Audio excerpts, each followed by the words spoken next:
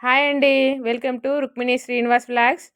ఈరోజు సండే కావడంతో ఇంట్లో పనులన్నీ తొందరగా కంప్లీట్ చేసుకొని మేము 11:30 వరకైతే చర్చికైతే ఇట్లా బయలుదేరినామండి. నలుగురమైతే మేము చర్చికి బయలుదేరినాము. ఈరోజు చర్చ్ అయితే సాఫీగా సాగింది. మేము చర్చికి వెళ్ళి రిటర్న్ 3:30కి అట్లా అయితే ఇంటికి అయితే చేరుకున్నాము. చర్చి నుండి ఇంటికి బయలుదేరేటప్పుడు అయితే చాలా చోట్లయితే ఆగినాము. ఒక చోటనైతే మా పిల్లలు ఇట్లా బంతి తోట చూసైతే ఆగిర్రు.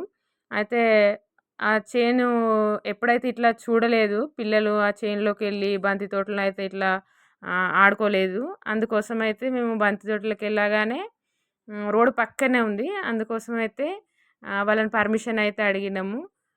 మేము ఒకసారి ఇందులోకి రావచ్చా? అని అడిగినాము. అడిగితే వాళ్ళు రండి అని అన్నారు. చెట్టు విరిగితే మాత్రం రూ. 500 ఫైన్ అని అన్నారు జోక్‌గా. సరే అండి ఇస్తామనుకుంటా మేమైతే వెళ్ళినాము. అయితే కాసేపయితే ఫోటోస్ అయితే దిగిర్రు. తర్వాత మేమన్నాం మరి మీకు గూడా మేము పూలు తెంపిస్తామని అడిగితే, సరే తెంపండి మీ ఇష్టం అని అన్నారు వాళ్ళు. మా పిల్లలతోటైతే ఇట్లా పూలు తెంపించాను. ఒక కేజీ వరకైతే మేము పూలు తెంపి వాళ్ళకిచ్చినాము. మాకైతే సరదాగా అనిపించింది గానీ, పిల్లలైతే చాలా బాగా ఎంజాయ్ చేసిర్రు. ఇట్లా బంతి తోటనైతే తిరగడం అయితే ఇది ఫస్ట్ టైము. నేను చిన్నప్పుడైతే చాలా సార్లు ఇట్లా బంతి తోటలకెళ్ళినా. ఎందుకంటే నేను ఒక రైతు కుటుంబం నుంచి వచ్చాను కాబట్టి ఇవన్నీ నేను చూశాను. కానీ మా పిల్లలైతే ఇట్లాంటివి అనుభవించలేదు కదా అని నేనైతే చేనులోకి అట్లా తీసుకెళ్ళిన. పిల్లలు ఫోటోలకు పోజులు ఇవ్వడం కాదు గానీ మేమైతే తెంపుతామని చెప్పి ఆ ఎండలో గూడా వాళ్ళకు అంత ఇష్టంగానైతే ఆ చేనులో తిరగాలనిపించింది. ఒక రైతు కుటుంబంలో ఇలాంటి చాలా అనుభవించి ఉంటారు. నేనైతే చాలా చాలా ఇట్లా అనుభవించిన. ఎందుకంటే మాది చేనులో నేను చాలా చిన్నప్పటి నుంచి అయితే నేను చేనులోకెళ్ళినా కాబట్టి నాకు తెలుసు. మా పిల్లలకి ఇట్లాంటివి ఏం తెలీదు. అందుకోసం అయితే నేను చేనులోకెళ్తా అంటే సరే అని తీసుకెళ్ళిన. చాలా సరదాగా అనిపించింది. డైలీ చేయడం కష్టమే గానీ ఒక్కరోజు కాబట్టి సరదాగా చేసిర్రు.